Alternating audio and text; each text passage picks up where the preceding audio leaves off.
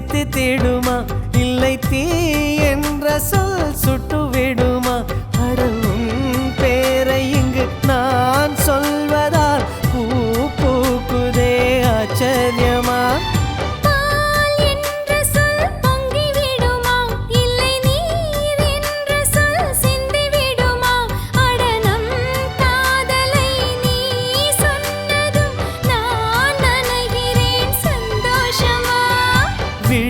கடிதம் போடும்